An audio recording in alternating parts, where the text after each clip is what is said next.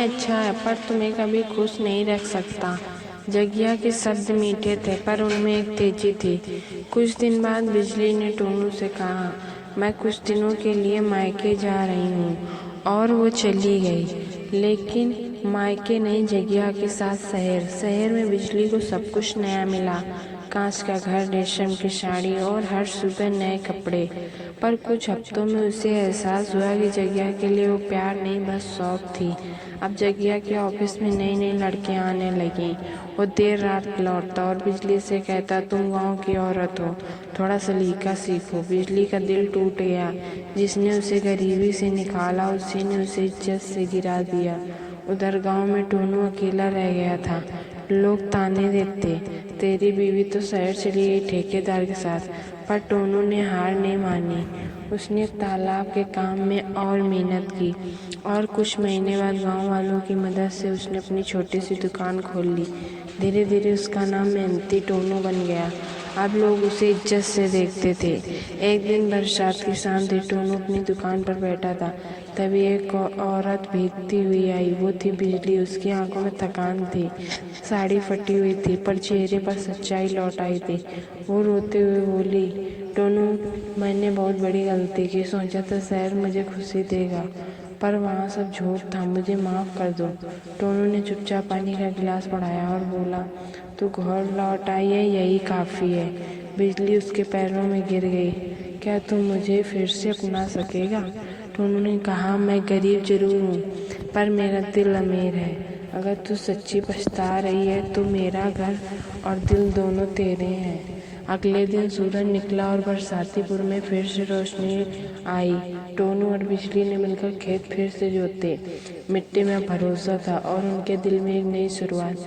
गांव वाले ने कहा, देखो, बिजली फिर से टोनू के आंगन में चमक गई। बिजली ने मुस्कुरा कर कहा, अब मैं किसी जगह की नहीं, सिर्फ अपने किसान की बिजली हूँ। बरसातीपुर गांव में अब फिर से जिंदगी लौट आई थी। बिजली और टोनू साथ रहने लगे थे।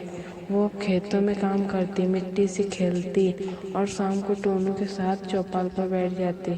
लोग अब उसे इज्जत से देखते थे, पर उसके तो दिल में एक कोना था जो अभी भी सुलग रहा था। रात को जब सब सो जाते तो बिजली की आंखों में शहर के वो झूठे सपने घूम जाते। जगिया की बातें, उसका धोखा और उसका हंसता चेहरा। जब उसने बिजली को छोड़ दिया था, बिजली ने खुद से कहा, जिसने मेरी इज्जत से खेला उसे सजा मैं खुद दूंगी। शहर में जगिया और भी अमीर बन चुका था। नई नई औरतों के संग उसके नाम जुड़ते और हर काम में उसका रौब बढ़ता जा रहा था। पर उसे ये पता नहीं था कि बिजली अब पहले जैसी नहीं रही। वो एक टूटी औरत नहीं बल्कि एक तूफान बन चुकी थी। एक दिन गांव में खबर आई कि जगिया फिर से नया प्रोजेक्ट लेकर आ रहा है, इस बार स्कूल बनाने का। बिजली के कान खड़े हो गए। वो बोली, फिर से वही खेल। अब की बार मैं उसे उसी की चाल में फंसाऊंगी। टोनू ने अपने अंदर के डर को ताकत में बदल दिया। बिजली ने अपने अंदर के डर को ताकत में बदल दिया। उसने टोनू से कहा, इस बार मैं भी काम पर जाऊंगी, पर अब मजदूरी के लिए नहीं, अपने मान के लिए। टोनू ने बस मुस्कुरा कर कहा, अगर तेरे दिल में सच्चाई है तो मैं तेरे साथ हूँ। अगले ही हफ्ते स्कूल का काम शुरू हुआ। बिजली ने फिर से मजदूरों के साथ काम पकड़ लिया, लेकिन इस बार वो पहचान छुपा कर आई। साड़ी का रंग बदला, नाम रखा रानी। जगिया साइड पर पहुंचा। उसने रानी को देखा जो बाकी औरतों से अलग लग रही थी। चेहरे पर वही सादगी, वही चमक, मगर वो पहचान नहीं पाया कि ये वही बिजली है। कहाँ से आई हो? उसने पूछा। पास के गांव से, बिजली ने झूठ बोला। काम चाहिए था इसलिए आई हूँ। जगिया ने मुस्कुराते हुए कहा, तुम्हें काम तो मिल जाएगा, बस दिल लगा कर करना। बिजली ने मन ही मन कहा, अब तू ही देख मैं कैसे तेरा दिल जला कर राख करती हूँ। जगिया फिर से वही चालें चलने लगा। कभी ठंडी कोल्ड ड्रिंक देखकर पास बुलाना, कभी कह देना, रानी तू बाकी औरतों जैसी नहीं है। धीरे धीरे वो उसके पास आने की कोशिश करने लगा। बिजली हर बार मुस्कुराती लेकिन दूरी बनाए रखती। वो जानती थी अब की बार उसे खेल जीतना है, भावनाओं में नहीं बहना।